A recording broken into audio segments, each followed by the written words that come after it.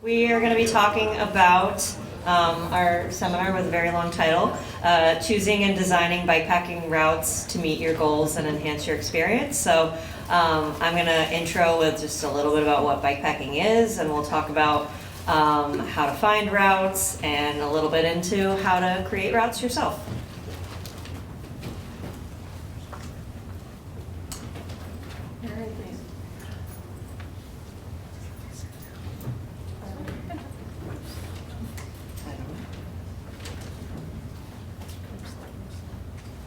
We had a slide here with our introductions, but apparently they're no longer here, but that's okay.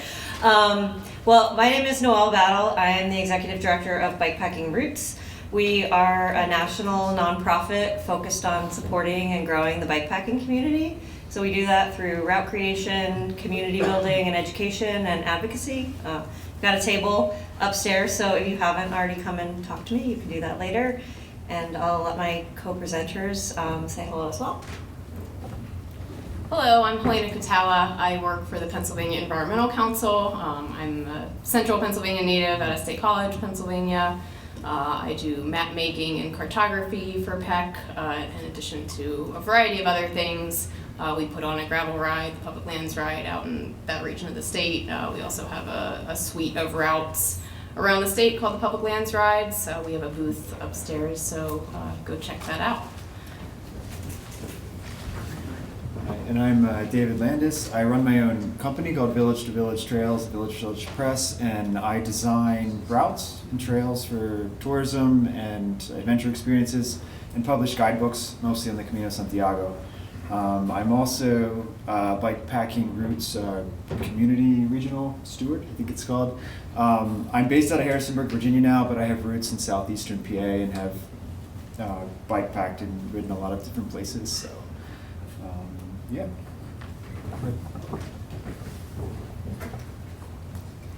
All right, so just a little bit about what we'll cover today. As I said, just some of the basic questions about what is bikepacking might be new for some folks in the room. Setting goals for a trip, finding and selecting a route, researching the route and planning a trip, and then some mapping basics for changing existing routes or creating new ones. So what is bikepacking? From the perspective of bikepacking routes, we're have a pretty broad range of what bikepacking might mean. For us, it's generally riding your bike for more than one day. We're focused primarily on routes that focus on off-road travel, whether that's gravel roads or trails. But it can really be a range of different experiences.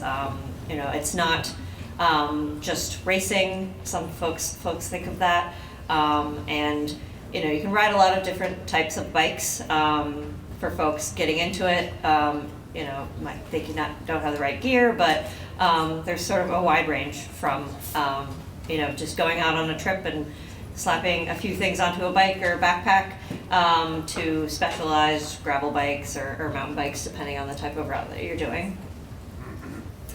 And bikepacking can also include some other ways to do it, traveling just with sort of day ride gear and stopping at different accommodation along the way. It's sometimes called credit card touring or credit card bikepacking. Can use motorized transportation. There's really cool routes, multimodal in this part of the country, taking trains or other ways to get around, combining different types of transportation and a bikepacking trip together. Having, for folks starting out, often having a support vehicle at camp might be a really valuable thing, or getting support, from other ways. So, all different types of ways to do this. And also just, getting into carrying gear and how to, can sort of divvy up responsibilities among folks going together. So thinking just a little bit about when you're thinking about route planning, a good place to start is just to think about what are your goals for a trip. And there can sort of be quantitative goals, like I want to ride 100 miles, or I want to be able to cross the country on my bike, or any different thing. And then also sort of qualitative, intrinsic goals of just like, I want to get out and have fun. I want to, get to know this environment better.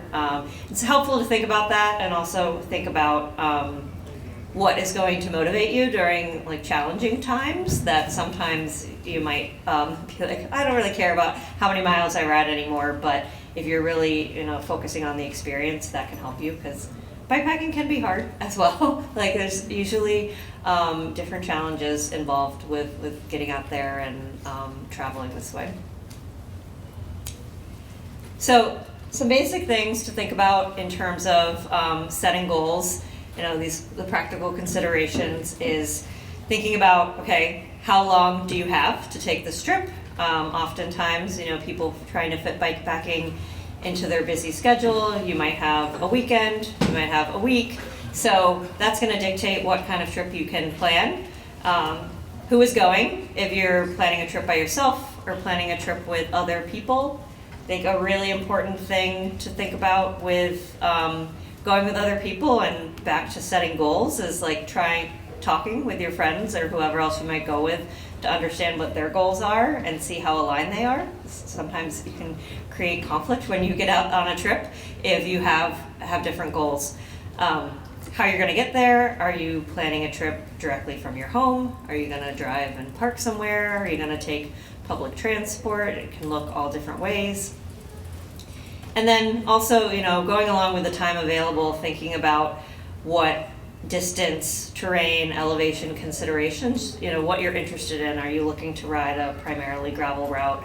Are you interested in a road route? Are you interested in more of a technical mountain biking route? So thinking about those things will help guide, where you're looking to and how you're building your route.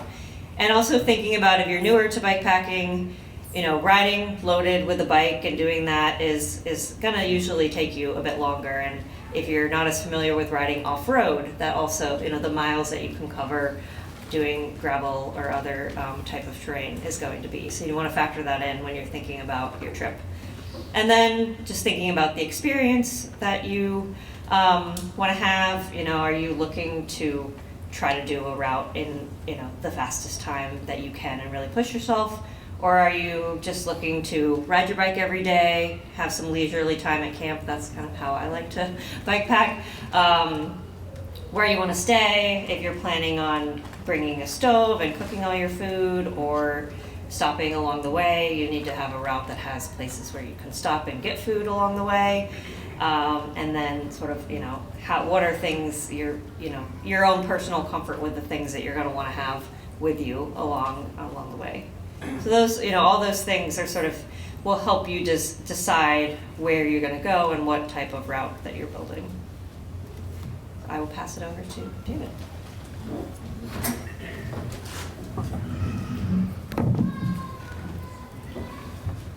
So there's a lot of bikepacking routes out there, a lot more every year. A lot of people put rides together, make them into routes, put them on different platforms. Some are professionally designed, some are someone's experience. So yeah, it's a question, if you want to get into this, how do you find the route that's good for you? And that's sort of what we wanted to talk about and focus this seminar on a little bit more specifically. So bikepacking routes, Adventure Cycling Association, there's these nonprofits that have spent a lot of time using experienced route planners and designers to put together very detailed routes with good resources, maps, information about points of interest and logistics. So that's a great place to start. Bikepacking Routes has a library on the website that's been designed either by people in the organization or people from the broader community, and then a vetting process as well for that.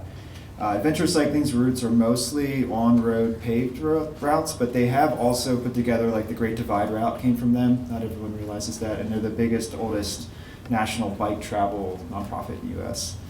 So those are great places to start. Maps and guidebooks often from those organizations. Bikepacking.com is a big resource. You probably come across many routes globally of all types and kinds, many mountain bike oriented routes as well as gravel routes. So there's a lot of different sources like this online. And bikepacking race routes, there's a lot of races that have routes designed for them. Some of them make good touring routes, some of them are better race routes, but it's a good place to look at. I put together a route in Virginia called the Trans-Virginia Bike Route from Washington DC to Damascus. I designed it as a travel route, and later then it became also a race route. So sometimes you look back and forth and see, how to source some of that. Other sources of routes, local organizations, local bike clubs, and there's a lot of, like, I don't know what you want to call them, like route or trail champions, people regionally who've put a lot of time and blood, sweat, equity into putting routes here. Like we have Carlos from Florida who's built a whole community around bike packing in that part of the country, really, and state. Jeff here in DC has put a lot of routes together off of the C&O Canal. Big initiative, passion project. So there's a lot of people who've organized communities into designing routes, and all that process has come together. Some of those are formal organizations. Sometimes it's an individual that's really put a lot of stuff together. So those are a great place to look, and also meet people who can give you information on that type of route. And with that, a lot of those are organized through social networks. Facebook groups are a really good source. I started a group, 5 years ago in Virginia called Bikepacking Virginia. It's got like 4,000 or 5,000 people now. It's a great source for people to find each other, find routes, ask questions, figure out gear. And people sort of design routes in a way as a community and share routes around. And word of mouth, kind of ties into that too. You can see in this slide here, there's a screenshot from Jeff's website about C&O Canal Byways. It's a great resource. A lot of you know the C&O Canal. If you're also looking for a place to get started, rail trails are really where it's at.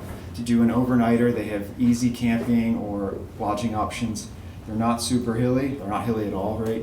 So it's a good place to test a loaded bike and sort of see how that works for you. That's a great resource. And there's also a Bikepacking PA Facebook group that we put together. It's still kind of a small community, but if you're looking to meet people, look out for those sources, and you'll find people looking for similar things. And then the ride apps, we'll get into this more, but Ride with GPS is a huge database of routes all over the country and world, where you can specify, I want this type of route of this length, of this surface type, in this area within 10 miles of this place, and it'll filter out what other people have done. But you have to think through, are these routes really exactly what fits me? And we'll talk about that more too. Strava also has routes, but they're not quite as robust you can't put as many POIs in and things like that. So when you come across a route and you say, is this a route for me? What do you want to really look at? Probably the biggest thing that's going to affect your effort is the route surface. Is it a single track route? Is it a sandy route? Is it unpaved? Is it hard packed dirt? Is it paved? And look at some of that stuff. And is it technical? Think through all of these pieces, because that's really going to affect how much effort it takes you to get through the route. Surface will affect your ride more than elevation, but the elevation is a huge factor as well. So look at those two things. Think about resupply, water. If you're counting on a country store, is it open when you need it to be open? That kind of thing. And then plan your days around where you're going to ideally spend the nights, camping or lodging. You can go multiple ways. You want to think through, are there any special permits I need? If I was thinking I could camp in the state game lands, I can't in Pennsylvania.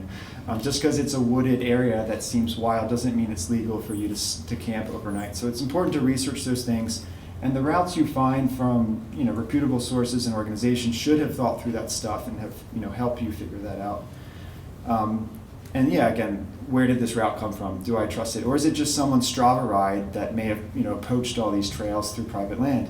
Just because you see heat on a map doesn't mean that it's all fully legal. So just a little thing. And think about routes. Sometimes there's a figure 8 route that if you don't want to do the whole thing, you can cut it off in the middle and come back. So there's a lot of factors to thinking through, how do I want my route experience to be? But when you find someone else's route, it's good to look back at a list like this and see, how does that affect what I want to do? And again, we're here sort of plugging high quality routes because it cuts out a lot of the guesswork too, I think, for all of us. I would start with these routes from the big organizations. Think about all the work that's gone into this. See what kind of points of interest and resupply are listed there and how reliable that seems as well. But Bikepacking Routes has a bunch of routes across the western US initially. There's a lot more coming in on the east coast. I run a Ride with GPS collection of routes in Virginia and West Virginia if anyone's looking for that. We have a good network kind of people that know quality vetted routes too. So if you're planning your experience on a route, how do you plan your trip? So you go back to your goals. What do I really want to experience? What do I want to spend my days doing? Do I want to be pedaling all day? Do I want to be physically challenged? Or do I want to take it easy and enjoy a slow lunch? And maybe I want to see this historical site. Always remember that surface type and elevation. Like just because you can ride 50 miles in this time on the SRT doesn't mean that when you go up in the mountains on a dirt road that's washed out, that 50 miles is going to take the same amount of time. Think about where do you want to sleep, where do you want to eat, and what other points of interest do you want to do? And if you're just getting into it, be conservative. Don't bite off more than you can chew. Test it out with the day ride loaded bike. Do an overnighter on a rail trail that's not real hilly, and then you add in more variables as you gain experience, and you can kind of figure that out. And really think about what's realistic and what's my bailout if something goes wrong, I guess. Remain flexible. The weather can always change. You can have mechanicals. You can get sick. There's all kinds of things that can affect that. So it's important to plan out ideas for those days. This is a checklist from Bikepacking Routes, I believe, about a process. Like if I'm going to go out, what do I make sure that I have? What have I thought through? Navigation's super important, of course. Thinking about redundant navigation with GPS, maps, different types of digital navigation. I won't go through all of these, but it's important to really have a process. And there's a lot of lists out there for checking your bike, checking your logistics, checking your gear and how stuff's attached to your bike, and checking about your resupply plan too. So I'll just move through that. But then if you find a route that's not maybe exactly matching your goals, there are tools out there to modify those routes. And I think most of us use Ride with GPS probably more than anything for this now. It's probably the best platform with the most tools that are pretty user-friendly and that pairs well with navigation devices. But why might you want to customize a route you found? Maybe it's too long or too short based on your goals. So you can use the routing software to chop it down or to loop back or something like that. There's a lot of point-to-point routes that are complicated because you have to get back, right? So some people will try to find another way to build in a loop back. And some routes go through more wild places and not through the resupply you need. So maybe it was a race route designed to only hit a town every 100 miles, but that's pretty far for resupply, right? So you might want to change the route, redesign it to loop through a town or to hit a hotel or something or a campground that you want to see. So the software can help you with that too. Or just eliminating variables to not be, I guess, quite as remote in case you have mechanical or anything like that. Sometimes maybe the route doesn't match your bike. Like you have a gravel bike with 32s and there's a bunch of single track. You're fine on the dirt roads, but you want to cut out this single track, for example. So you could edit the route for that. Or vice versa. You see, you're on a mountain bike and you don't want to be on pavement so much, but you see a cool trail you want to loop in. So lots of ways you can modify your route. But again, go back to your goals, go back to your experience, your capacity. Ride with GPS has a lot of tools to do this. We won't go into a lot of detail on how to do this, just for, of course, time's sake. But I will note that Bikepacking Routes recently did a really good webinar on an in-depth look at this. So if you want to reference that, you can check that out. But some of the things you can do, you can take different routes and combine them and get total distances and elevation counts. You can split a longer route in half or cut it off. Say, I don't want to do this second part of the figure eight, for example. You can literally drag the route on visible roads on the maps, and Helena will talk more about that too. And then you can add points of interest. Like usually a good route should have a points of interest set, like you see on the map here. But sometimes you'll find a route that has no points of interest, and you want to say, okay, this is where I want to stay at night. You can go over the map, you can see the Google listings for the business, and plot your points for your own experience. So there's a lot of things you can do with this, but it's a bit beyond our presentation, so I'm going to pass it to Helena.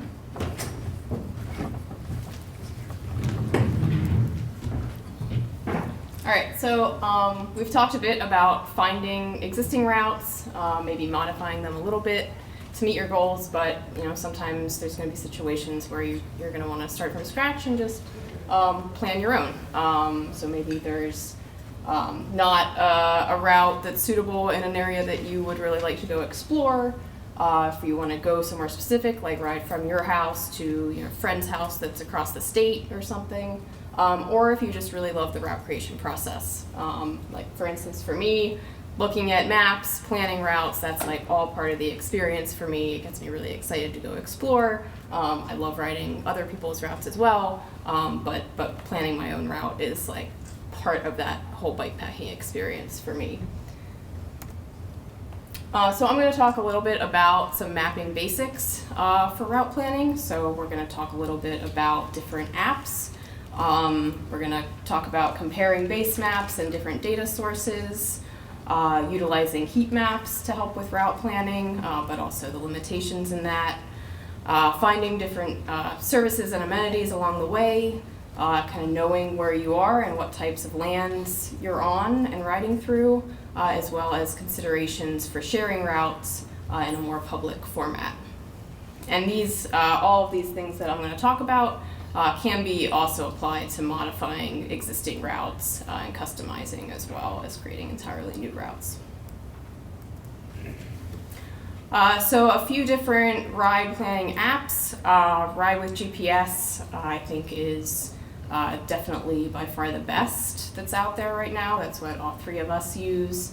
It has the most features and a lot of different base maps you can use, a lot of different tools for splitting routes, adding to routes, adding POIs. You can add descriptions and photos. But a few of the others out there, Strava is much more geared towards recording and sharing rides versus planning. It's fairly limited as far as being able to add any POIs or additional information to the route. There's also Komoot, which I'll admit I'm not super familiar with. I've dabbled with it a little bit just to sort of see what it's all about. It really leans into like being able to add a couple waypoints and it'll plot a route for you between them, rather than you needing to plot out the entire route, and sort of focuses on that functionality. So that could be good if you find that route creation process sort of tedious. That could be a fun way to make that a little easier.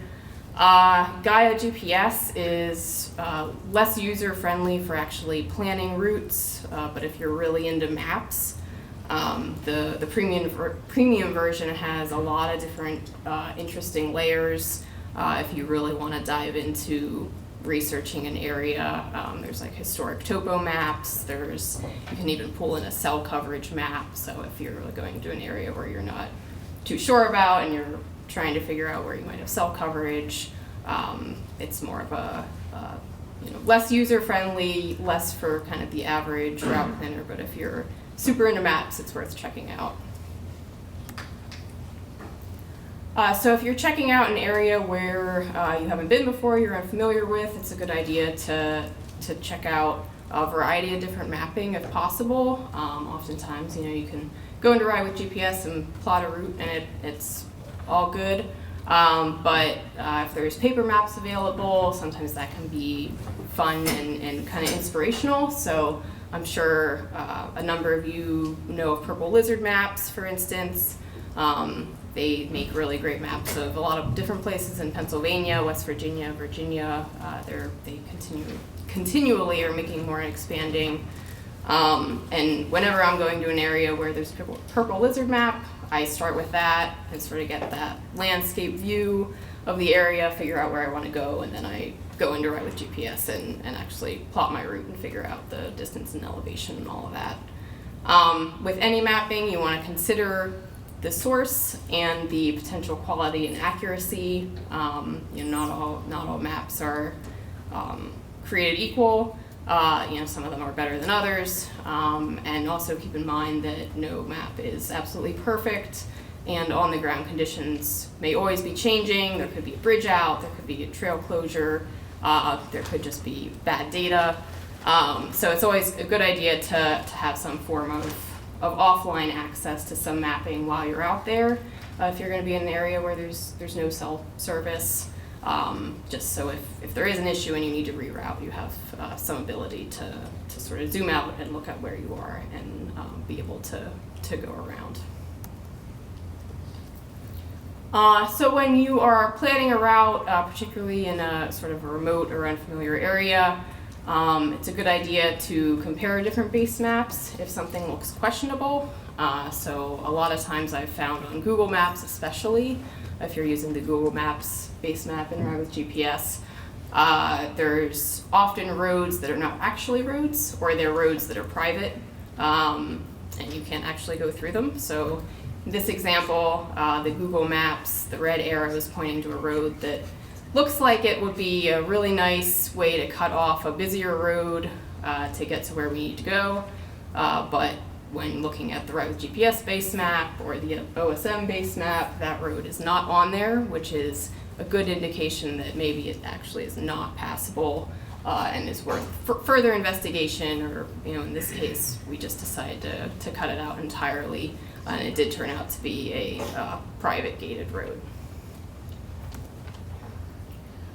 David talked a little bit about heat maps. This is a feature of both Ride with GPS and Strava. Basically, more darker color, more heat means more people have ridden in that area. And it can be a useful tool for determining if a road or a trail is actually there or passable or legal for bikes. Like if there's a lot of heat in an area on everything else, but not on a specific road or trail, it might be worth investigating. But it's also not always meaningful. As David mentioned, sometimes there could be a lot of heat on trails that are private and not open to just anybody to come ride. Or no heat does not always equal not any good riding, especially in rural areas. David worked on a route down in Southern Virginia recently. He can tell you the story of how there was basically no heat in that area except on the main roads, but there's actually a ton of great gravel riding, and went down and rode it all and created the Grayson Gravel Traverse. Check it out, it's an awesome route. And also like in the PA Wilds, for instance, there's a lot of areas where there's no heat, but I've explored all that and it's excellent riding. So take heat maps with a grain of salt, either way. So then you're going to want to find where you can get services and amenities along the way. So a good way to do this is to use one of the Google base maps on Ride with GPS, and this is where toggling between base maps can be helpful. You might want to use one of the other ones to actually plan your route, and then turn on Google to look for restaurants, grocery stores, your convenience stores, all that stuff. Make a note of the hours and drop that in the POI. Then you don't have to go back to Google and look up the hours when you're trying to figure out when you're going to be able to hit that store. Then you can just look in the app and all your POIs and all the information that you need are there. You can also use Google Base Maps to find overnight accommodations such as hotels, B&Bs, campgrounds. But for stuff like state park or forest camping or dispersed camping options, you're going to have to do some research and look either at other maps or look up, if dispersed camping is allowed in state forests or the national forest you're going to be in. Also, if you know folks in the area, you can ask about potential camping or lodging options. And once again, add all that stuff into your Ride with GPS POI library. That way it's easily accessible when you need to use it when you're out on the road or trail. Also, especially for longer routes, it's good to note bike shops. If there's other interesting things you want to check out along the way, add those into your route. That way you're not needing to do a lot of research while you're out there. You just have everything in one place. One thing you want to consider, especially if you're in an area where you're crossing in and out of a lot of public land to private land, vice versa, especially for things like dispersed camping, different types of lands like state forests, state game lands, national forests all have different rules for things like dispersed camping.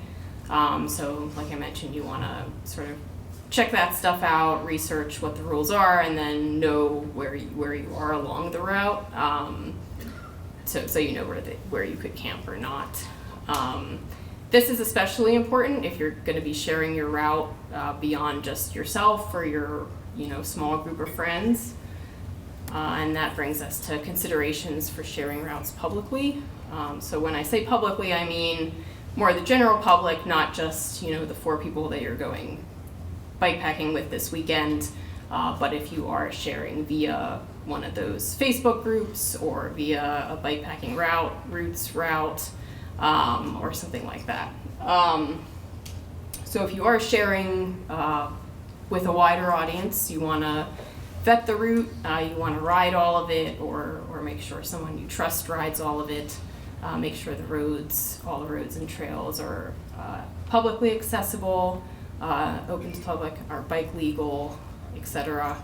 Make sure there's no major safety issues along the route that would pose a problem. And you also want to provide additional info. There's a lot of routes out there that are just a line on the map and they're totally fine. But it is best practice to provide a little more info, think about what you would want to know if you were riding that route. So just a brief description, maybe recommended bike or tire size, if there's any specific points of caution, maybe best season to ride, and be as comprehensive as you can with your POIs. So speaking of sharing routes publicly, I'm going to have Noelle talk a little bit about the Bikepacking Routes Community Routes Project. If anyone here is interested, is an avid route creator and might be interested in learning more about that. Sure. So just to talk about this a little bit, if you go to our website, you can see, I think we've got about 27, 28 routes in it so far. We just launched this last year.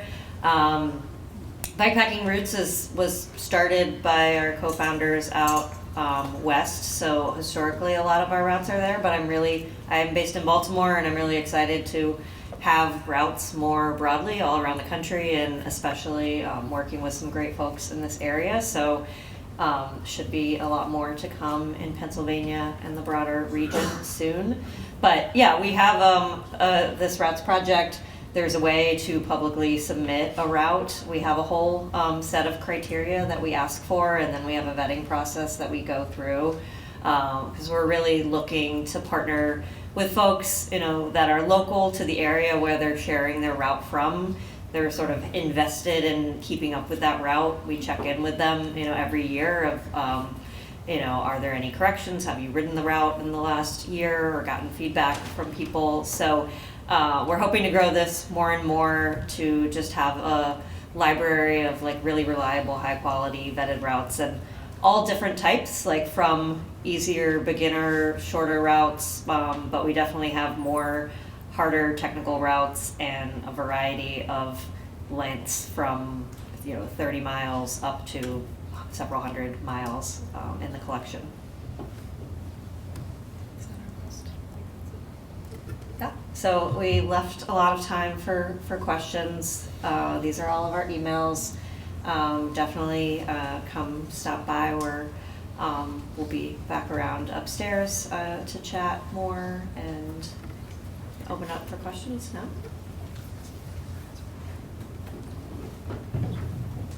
No?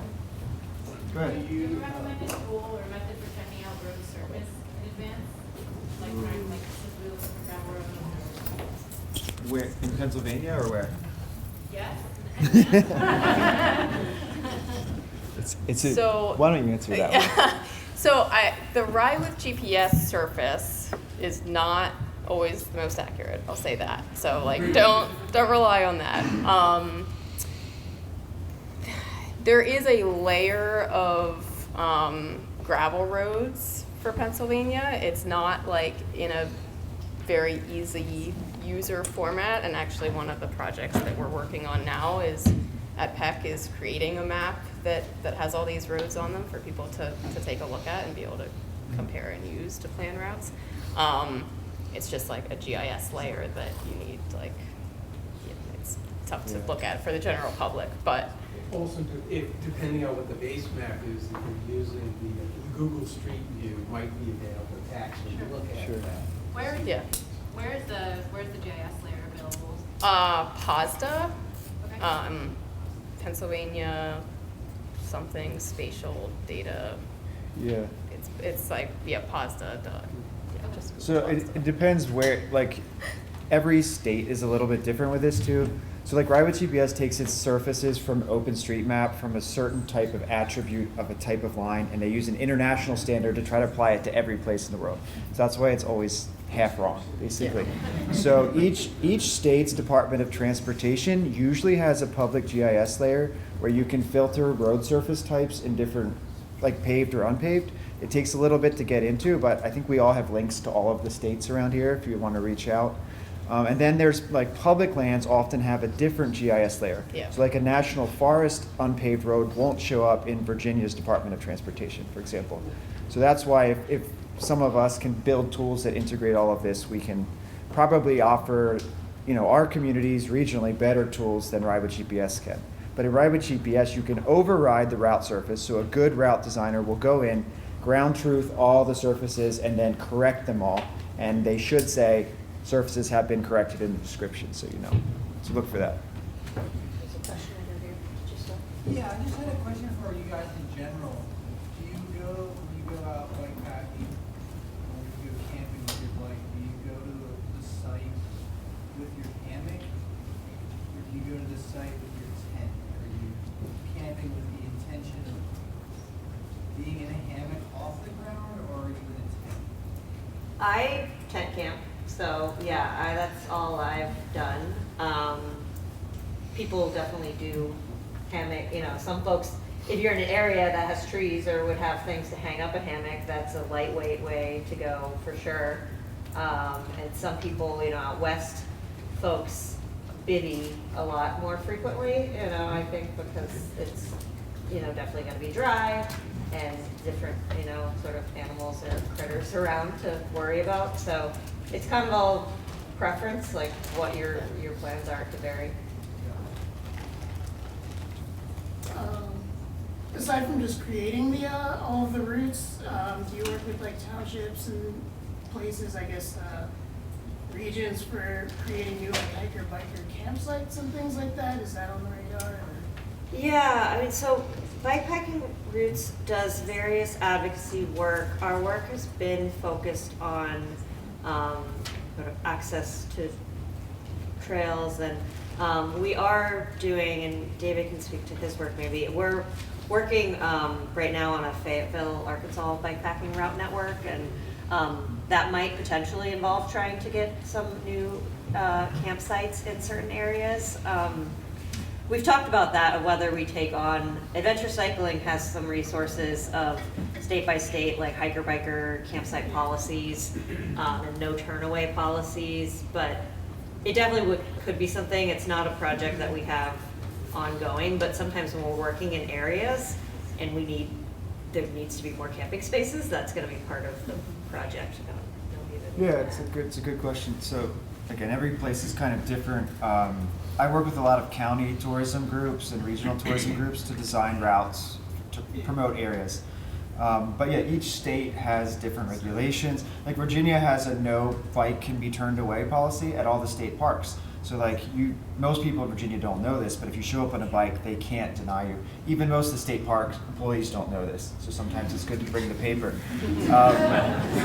Yeah, from experience too, right? So, but I think it's important, like the whole community should take on this challenge. Like Adventure Cycling has done a ton of work to get bikes on Amtrak. Like that's been a huge initiative. Like in Virginia, our public buses won't take bikes on because they're owned by Megabus and they have a no bike policy. But like I tell everyone, like write to the company, write to the state park, write to the NGOs like Bikepacking Routes and get all of our voices in. So I think it's a question for all of us, but it's an important one for sure. What's Pennsylvania's policy? Do we have a no turn away? I don't think so. I don't think so either. I think we need to work on it. Good challenge. We all need to write our DCI Yeah. representative. Yeah. Question over here? Yes. Can you hear me? Okay. Because I know about this, have you ever used like satellite? Because I know that to be able to scope out stuff, because I have done with Strava. Now, going in Jersey and I'm able to locate those places are really like to be able to see if like roads are safe and other kind of stuff like that. I do that before I go somewhere, like if it's somewhere that I haven't been to, or if I'm like scoping to see, okay, if I'm gonna go from here to like trending, how is my route, and where I'm gonna run into some issues, does that work out for you guys with bike packing into like the forest? Yeah, so in the forest, Can you it repeat can his be, question, please? We just couldn't hear the question. what about using satellite view to scope out routes? Yeah, like in Strava, I think right GPS has it, but Yep. no Strava. Yep.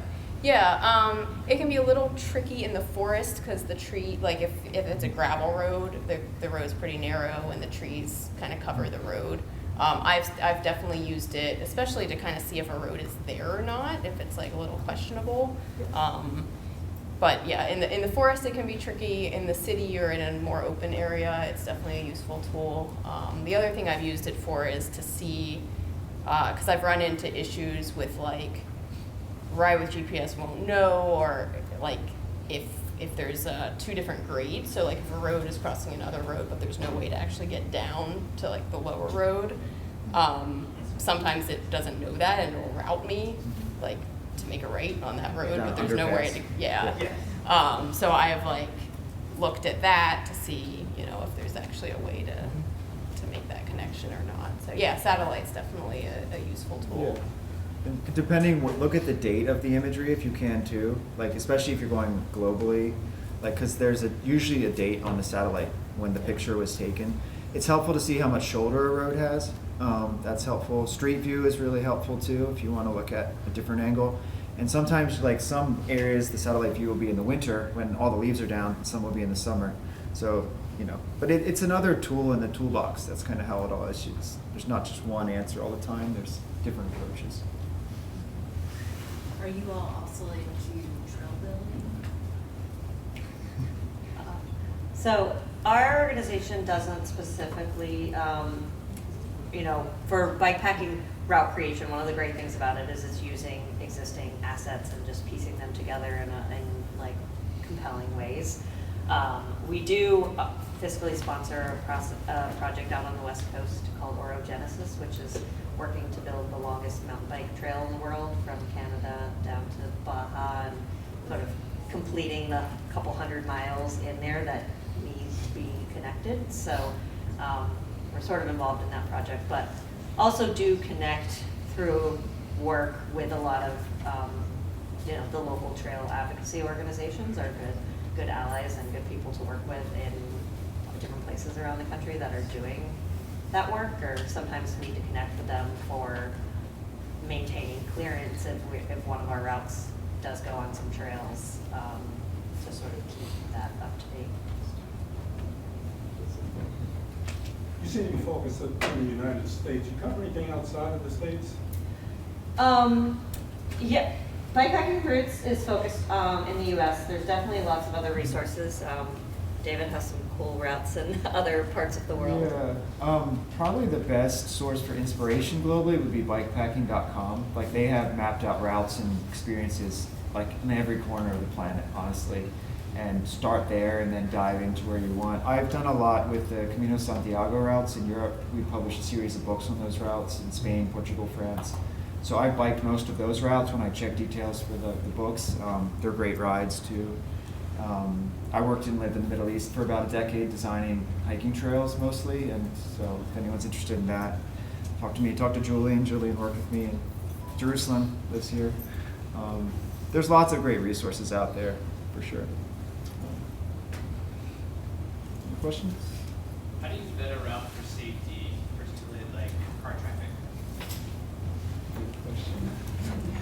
Usually, having the best case scenario is riding it, and you know, that might involve, you know, checking different times of day or but a lot of our routes, yeah, we generally are focused on lower traffic roads, and we ask, like, one of our vetting things in the community routes project is looking at if we're on paved roads or an area, asking the steward, like, how is the traffic along that road, so trying to confirm, and then putting caution notes on the file of, like, this is a busy crossing, be careful, or if there's a small shoulder, so people will know ahead of time, like, this section you are gonna be on a road that's 55 miles per hour, 2-lane road for 5 miles. And so putting all that information out there, so hopefully a user can review it and decide for themselves if they're comfortable with that.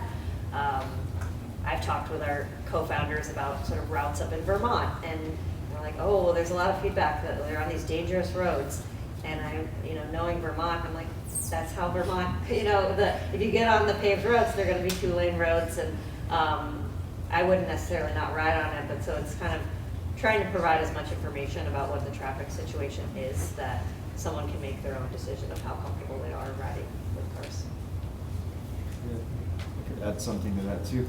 I mean, if I'm designing a route for public, like for anybody that I don't know who it is, and I'm gonna put it out there, like, I'm really, really picky. And I would take someone 15 miles out of the way to avoid 2 miles of a really busy road. Because I think, you know, you can never eliminate risk, and you don't know how it's gonna be for everybody, but you can mitigate risk and you can lower the risk. So looking at unpaved roads, primarily, if you can base a route around that, if you're gonna say the traffic's always gonna be like 35 miles an hour or less, there's gonna be fewer cars. You can reach out to the Department of Transportation. Sometimes they have impact or data sometimes. I would also ask as many riders as I can from a local community, like, what do you think of this route? You know, if you're riding this route at rush hour on a Friday, would you do it or would you not? And then you can get meaningful information from the local cycling community as well. And then I would try to ride it myself. But I try everything I can to get people off busy roads, because it's different for everybody. People have different experience, different capacity, different tolerance for the stress of traffic. I always encourage people to wear bright clothing regardless. You know, use lights whenever there's potential visibility issue. Use radar. The Garmin Varia thing is awesome. Like, if you haven't tried that, it's cheap insurance. So I don't know, but do everything you can and think about when you look at a route. You know, does it look like it has a busy road, and has someone thought through this? Because you can kind of get stuck out there and you're like, oh, I'm going to take the shortcut, but then it's really like not worth it, and you're miserable as well as unsafe. Sure. Which kind of goes to what you just mentioned. Is there a way to make sure that whatever route we're trying to ride maybe isn't a serious backpacking trail? Is there like any rule of thumb there? Like in terms of technical difficulty? No, meaning Foot traffic. Foot traffic? So if I'm doing like single track or something else, right? And there's a high likelihood that it's a common backpacking area. Oh, Now I'm in backpacking. conflict with Hiking. people that may not even want to see me cycling through their backpacking area, and I'm coming at that from a backpacker's point of view. Does that make sense? Is there anything that I can do to make sure I don't get on those? Strava heat maps could show different activity types to see potential, Yeah. but it's probably limited. Yeah. I mean, Talk to land managers. Okay. Yeah, if And you're then on one of the- if you're on public land, the trail rules will be published on the map of the park or whatever. Okay. Yeah, I was gonna recommend too, if you look at the app All Trails, ALL Trails, it shows basically every trail everywhere, and it'll tell you exactly like riding, hiking, biking, all those sort of things, all trails. Appreciate it. Thanks. Consider conflict with horse trails too. That's a big one. And I mean, down on Wissahickon, you'll have that sometimes, right? So there's enough wide space, you just tell the rider, hey, I'm coming past, is it okay? They really appreciate that. Sure. Yeah, we're all advocates for our activity and for our community, so, you know, yield to everybody. It doesn't Well, hurt a you. kick from a horse will change your life. What about other safety considerations, including injuries and stuff like that, if you are on a long route, or maybe don't have signal? And then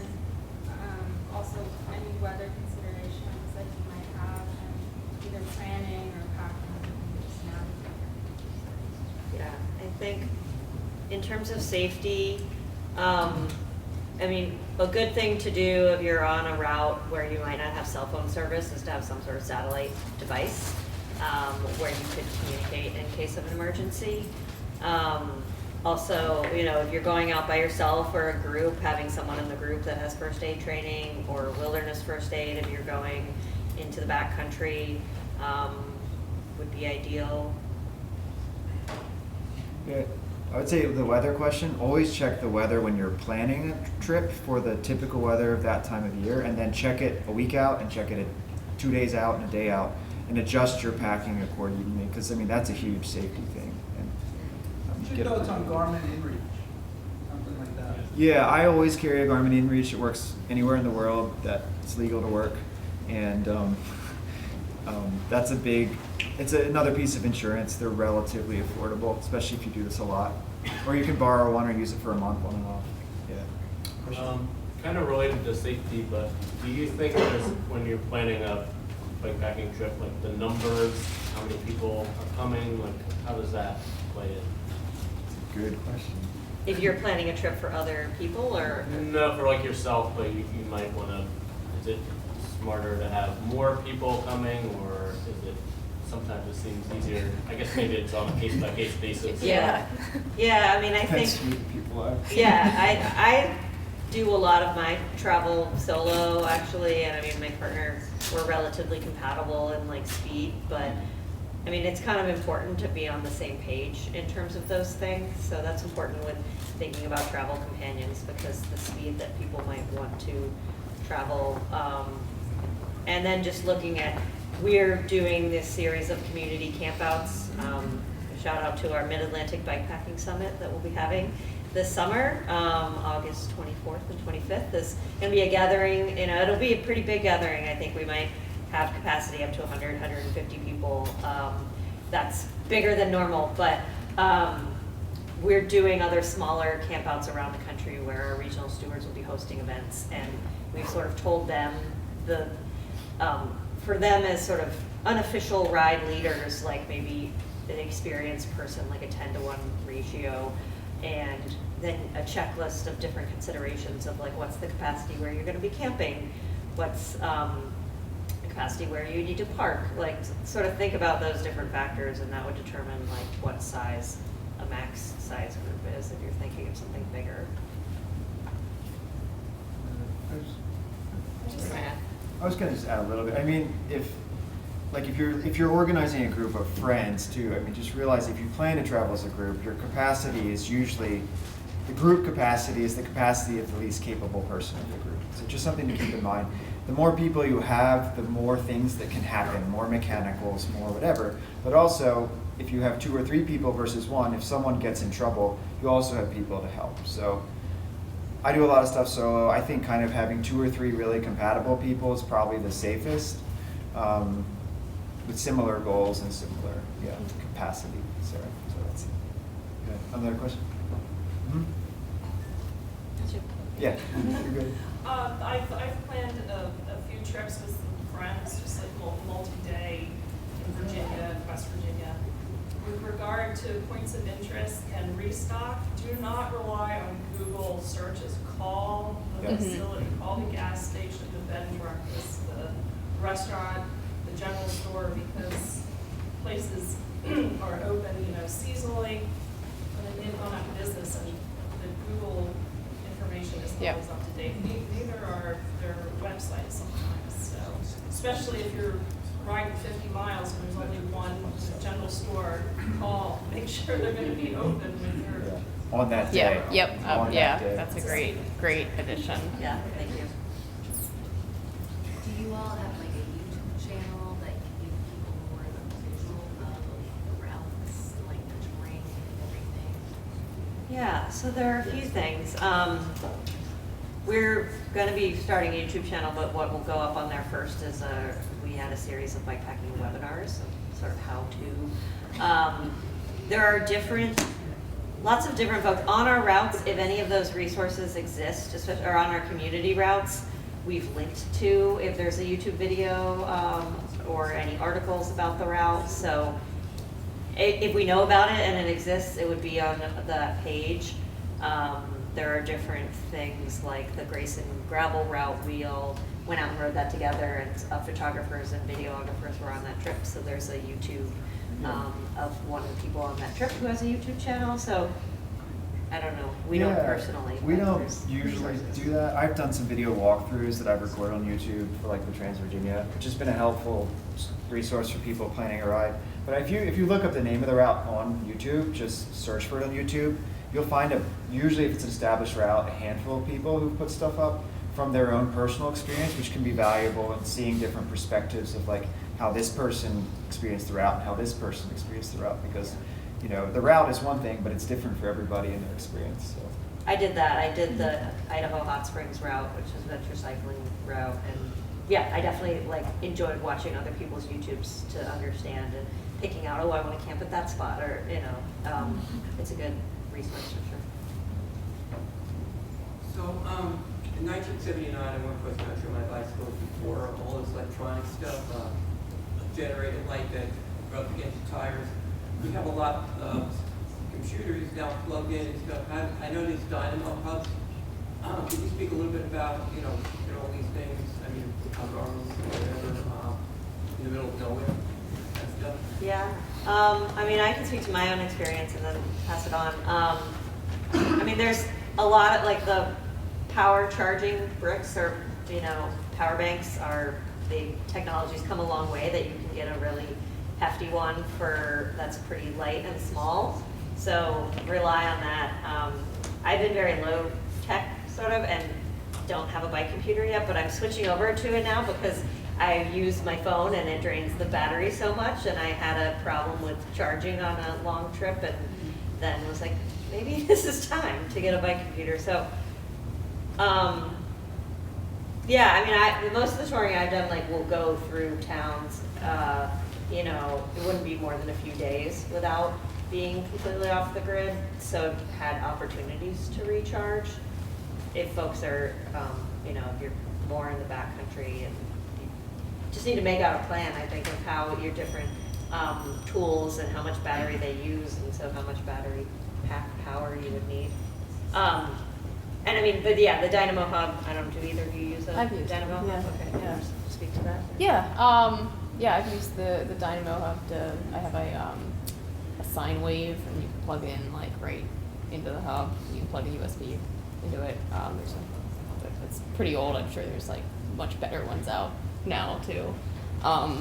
But more often I use the power banks. I only use the Dynamo if like I'm gonna be out for a long time and maybe I'm not gonna have a chance to charge. But the little power banks are so good now. You can get a lot of charges out of them without recharging the bank itself. So that's what I use 99% of the time.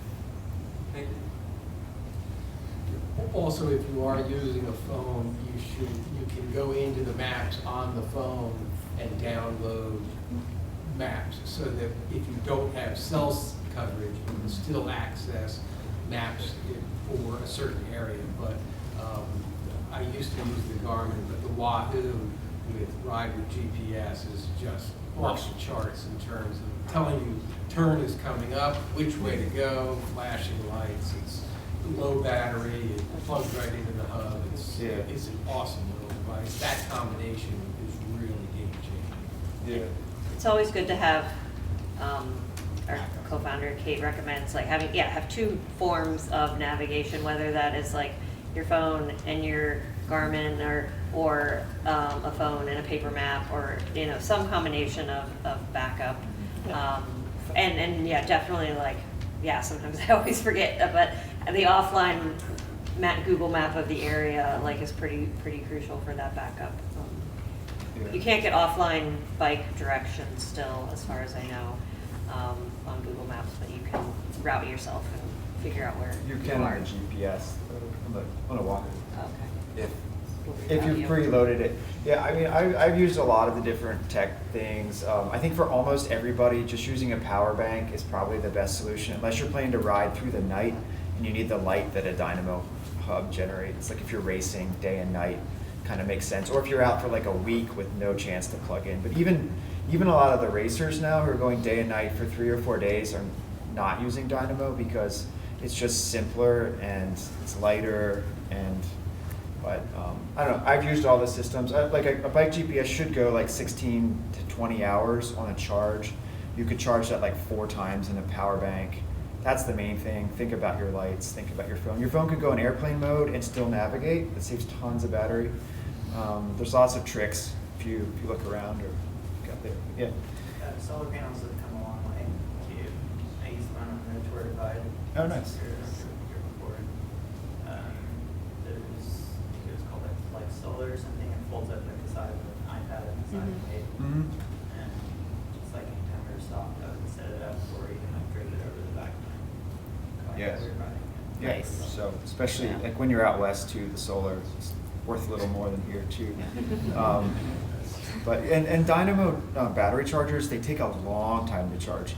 Just it may take all day to charge one cache battery, where you could plug it in at a gas station for 1 hour and get the same charge. Trying to think, and if you're mountain biking, they charge really slow as well. Sure. On the topic of solar panels, according for bike, what's the wattage that you can get for a portable solar panel for bike packing? You know, 20 to 30, I think. 20, 30? Okay. But then you need to have the surface area to mount it on your bike, so usually you'll just set it up at a picnic table. That's my experience of it. Depending what your bags look like. It's a whole nother topic probably. Sure. So to piggyback, because I was going to ask about the solar chargers, have you ever used them for camping? Because I have used them, not for bike packing, but I have used them for camping. Like overnight I'll charge them with solar, and then during the day I'll have it charge in the sun, and then like I can get a phone charge every night. Have you ever done? Like the portable- Have we used solar panels? The solar charger, well, same thing. Yeah. Solar charger. I have, but I don't much anymore, honestly, because the other ways seem more efficient for me, at least personally. Any other You wanna ask your questions? question? I was just Rebecca, gonna China. ask, what are the most common bike maintenance things you might expect to like run into on a longer trip? The thing I've run into most is like bolts coming loose, honestly, like on racks and things like that. I always gotta like check your bolts, tires, flats. stuff. Tire stuff, yeah. Use tubeless tires now, so that does help, but then knowing how to plug a tubeless tire if you have tubeless. Other things, we do have, I can plug, our last bikepacking workshop that we're doing is March 26th, and Leah Fantle from Upshift DC will be teaching bike mechanicals like fixed in the field, so we'll have a whole hour session directly from a bike mechanic on that. Do last question and then wrap it up. Just I mentioned, when it comes to bolts coming loose, there's a product called Loctite, which can come in handy for that. You don't want the permanent one because you have to do a full repair of the bike, but you can get a temporary. Use the red. The red, not blue. Well, thank you so much, everyone, for coming.